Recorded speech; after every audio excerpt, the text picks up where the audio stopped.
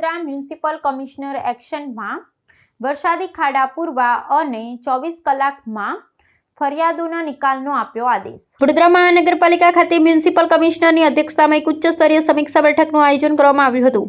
આ બેઠકમાં તાજેતરના વરસાદને પગલે શહેરના માર્ગો પર પડેલા ખાડાઓના સત્વરે સમારકામ અને અન્ય માળખાગત સુવિધાઓની કામગીરી યુદ્ધના ધોરણે પૂર્ણ કરવા અધિકારીઓને સ્પષ્ટ આદેશ આપવામાં આવ્યા છે। નાગરિક સુખાકારીને પ્રાધાન્ય આપતા કમિશનરે તંત્રને ઝડપી અને સચોટ કામગીરી માટે સક્રિય રહેવા તાકીદ કરી છે। માર્ગોની દયનીય સ્થિતિ અંગે કમિશનરે એન્જિનિયરોનો ઉધડો લેતા કડક સૂચના આપી છે કે હાલમાં ખાડા પૂરવા માટે વપરાતું વિટમિક્સ બિનઅસરકારક સાબિત થઈ રહ્યું છે, તેથી તાત્કાલિક હોટ મિક્સ પ્લાન્ટ શરૂ કરી ડામરથી મજબૂત સમારકામ હાથ ધરવામાં આવે। તદુપરાંત નાગરિકોની ફરિયાદોનો મહત્તમ 24 કલાકમાં નિકાલ લાવવા કડક આદેશ કરાયો છે। પાલિકાની કામગીરી યોગ્ય રીતે થઈ રહી છે કે કેમ તેની પારદર્શિતા જાળવવા આઈટી વિભાગને ફરિયાદીઓનો ફોન દ્વારા સીધો સંપર્ક કરી કામગીરી અંગે ફીડબેક લેવાની અદ્યતન સિસ્ટમ શરૂ કરવા સૂચના આપવામાં આવી છે। વરસાદ બાદ વકરતા રોગચાળા અને ડ્રેનેજની સમસ્યાને પહોંચી વળવા આગામી દિવસોમાં વધુ સફાઈ કર્મીઓની નિમણૂક કરી સઘન સફાઈ ઝુંબેશ હાથ ધરવામાં આવશે। આ ઉપરાંત નજીકના ભવિષ્યમાં આવનારા દશામાના વ્રત અને ગણેશ વિસર્જન જેવા મોટા ધાર્મિક પર્વોને અનુલક્ષી અને કોઈપણ પ્રકારની અવ્યવસ્થા ન સર્જાય તે માટે કમિશનરે ચૂંટાયેલા પદાધિકારીઓ અને વોર્ડ ઓફિસરો સાથે વિસ્તૃત ચર્ચા કરી જરૂરી તમામ સુવિધાઓ સમયસર ઊભી કરવા સંબંધિત વિભાગોને એલર્ટ કર્યા છે। આજે પાલિકામાં જે મીટિંગ કરી હતી, આજે અમે રૂટીન ક્લાસરૂમ ઓફિસર્સની મીટિંગ સાથે સાથે તમામ વોર્ડના ડેપ્યુટી એન્જિનિયર્સને પણ અમે બોલાવ્યા હતા। ખાસ કરીને ત્રણ મેજર મુદ્દા હતી। સૌથી પહેલાં અત્યારે જે સિટીની અંદર જે ખાડાઓ પુરાઈ રહ્યા છે એની અંદર ગુણવત્તાપૂર્વક કામ થવા માટે અમે એમને સૂચના આપી છે।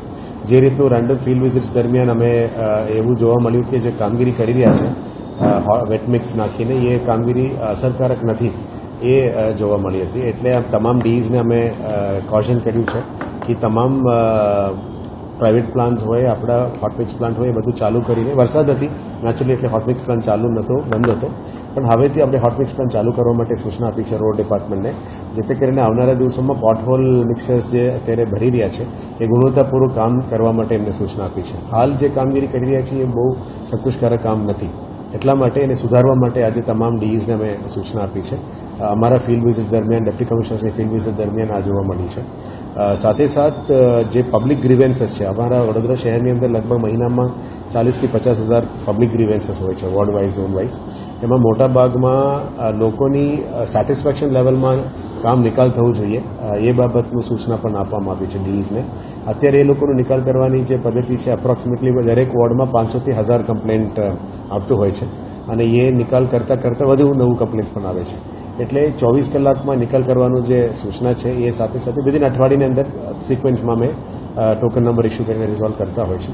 પણ એમાં પ્રાધાન્યતા આપવા માટે એમને કીધું છે કે તમામ ડીઈઝને આજે સૂચના આપવામાં આવી છે કે પબ્લિક ગ્રીવેન્સીસ, ખાસ કરીને ડ્રેનેજ, પાણી, સ્ટ્રીટ લાઇટ, રોડ પેચવર્ક અને પોટહોલ્સ, સ્ટ્રીટ લાઇટ અને સફાઈ, આ major 6-7 complaint category of complaint છે, એના ઉપર વધારે ભાર મૂકવા માટે કીધું છે। ખાસ કરીને ઈસ્ટ ઝોન અને વેસ્ટ ઝોનમાં, ઈસ્ટ ઝોનમાં 3 વોર્ડ અને વેસ્ટ ઝોનમાં 2 વોર્ડમાં વધારે પેન્ડન્સી હતી, એમને પણ આજે તાકીદ આપી છે કે નેક્સ્ટ અઠવાડિયામાં કામગીરી પૂરું કરવાનું કીધું છે। આજથી જ તમામ ડેપ્યુટી કમિશનર્સને સૂચના આપવામાં આવી છે કે સાંજે અડધો કલાક ડેલી 4 ઝોનલ એન્જિનિયર અને ડીઈનું ઝૂમ અથવા ફિઝિકલ મિટિંગથી જ રોજ પબ્લિક ગ્રીવેન્સને દૂર કરવા માટે અને પબ્લિકનું ગ્રીવેન્સ આવ્યા પછી એ તાત્કાલિક ધોરણે દૂર થાય છે કે કેમ, ગુણવત્તાપૂર્વક કામ થાય છે કે કેમ, અને પબ્લિકને સેટિસ્ફેક્શન લેવા માટે આપણે કોલ સેન્ટરથી એમને ફોન કરીને વેરીફાઈ કરવા માટે પણ આઈટી ડિપાર્ટમેન્ટને પણ સૂચના આપી છે। દરેક ડીઈ વાઇઝ 20 અમે કોલ સેન્ટરમાંથી 20 લોકોને પણ અમે હવે એબ્ઝોર્બ કર્યા છે, જેથી કરીને રોજ સવારે એમનું કામ એક જ રહેશે કે તમામ ડીઈને આજને એમની લોગિનમાં કેટલા કમ્પ્લેન્ટ્સ છે એ સૂચવવી અને સાંજે એમાંથી કેટલા કમ્પ્લેન્ટ્સ નિકાલ થઈ છે અને આ નિકાલ થયા કમ્પ્લેન્ટ્સમાં પબ્લિકનું ફીડબેક લેવાનું કે ગુણવત્તાપૂર્વક કામ થયું છે કે કેમ, એ બાબતનું નવું એક પહેલ અમે શરૂ કરવાના છે। કારણ કે ઓવરઓલ રાજ્ય સરકારમાં પણ વડોદરા કોર્પોરેશનની ઇમેજ પણ વધે, પબ્લિકમાં સેટિસ્ફેક્શન લેવલ પણ વધે અને સાથે સાથ આપણા ગુણવત્તાપૂર્વક કામ પણ થાય, એ બાબતમાં અત્યારે આજે ડીઈસ, એક્સીએમ્સ, ડેપ્યુટી કમિશનર્સ, એએમસીને સૂચના આપી છે। આવનારા દિવસોમાં તમામ એએમસીએસને પણ સૂચના આપી છે કે ફાયર ડિપાર્ટમેન્ટ અને ડ્રેનેજ ડિપાર્ટમેન્ટના રીયુઝ વોટર છે, એસટીપી ડિપાર્ટમેન્ટ રીયુઝ વોટર છે, એનાથી તમામ જે સ્લશ પડ્યા છે, ગંદકી થયા છે, આ બધા એરિયાને સાફ કરવાની, સિટીને વધારે ક્લીન કરવા માટે સૂચના આપી છે। આવનારા દિવસોમાં સ્મોક ગન્સ અને રોડ ક્લિનિંગ મશીન્સ પણ આવવાના છે, લિટર પિકિંગ મશીન્સ પણ આવવાના છે, સોલિડ વેસ્ટ ટીમને સ્પંદન કરવા માટે પણ નક્કી કર્યું છે। અત્યારે ખાસ કરીને દરેક વોર્ડમાં 15થી 20 લોકો વર્ક અસિસ્ટન્ટ નીચે ડ્રેનેજ સફાઈ સેવક તરીકે કામગીરી કરી રહ્યા છે. એમને સપોર્ટ આપવા માટે આવનારા દિવસમાં વધારે સફાઈ સેવક પણ અમે લેવાના છે ડ્રેનેજમાં, જેથી કરીને અસરપૂર્વક કામગીરી, સ્પીડમાં કામગીરી અને જે એક્ઝિસ્ટિંગ ટીમ છે એને સપોર્ટ કરવા માટે પણ અમે લેવાના છીએ. સાથે સાથ સોલિડ વેસ્ટ ડિપાર્ટમેન્ટ અને ડ્રેનેજ ડિપાર્ટમેન્ટમાં વધારે વર્ક અસિસ્ટન્સ પણ અમે લેવાના છે, જેથી કરીને ફિલ્ડ લેવલમાં ઇફેક્ટિવલી કામ થઈ શકે અને મોનિટરિંગ થઈ શકે એ બાબતનું સૂચનાઓ કરવામાં આવી છે. સાથે સાથ રોગચાળા ના વધે એટલા માટે બધાનું હેલ્થ ડિપાર્ટમેન્ટ દ્વારા પ્રિવેન્ટિવ મિકેનિઝમ અને પ્રિવેન્ટિવ કામગીરી કરવા માટે કીધું છે. તમામ urban health centres, PHC, zone wise જે ડેપ્ટી એમઓએચ છે બધા બહુ સરસ કામગીરી કરી રહ્યા છે. પણ રોગચાળા ના વધે એના માટે પ્રિવેન્ટિવમાં એન્ટી મેલેરિયલ એક્ટિવિટીઝ બધું કરવાનું પણ કીધું છે. સોલિડ વેસ્ટના ટીમ તરફથી 2 દિવસ સતત ઘણું સારું કામ કરવામાં આવ્યું છે કે સિટીને સાફ કરવામાં. હજી રોજ અને સફાઈમાં લાગવા માટે કીધું છે. જે પણ કેચપિટ્સમાં પણ ડ્રેનેજ ટીમ કરી રહ્યા છે એનું પણ ક્લિનિંગમાં સફાઈ મિત્રો આપણે જોડી રહ્યા છે. એટલે ખુશીની વાત છે કે આ ટીમ તરીકે કામગીરી કરવામાં આવી રહ્યા છે. પણ જે મેજર આપણા સિટીમાં અત્યારે ઇસ્યુ છે પોટહોલ્સ, આ પોટહોલ્સ ઉપર આવનારા 10 દિવસ કન્ટિન્યુઅસ ફોકસ રહેશે.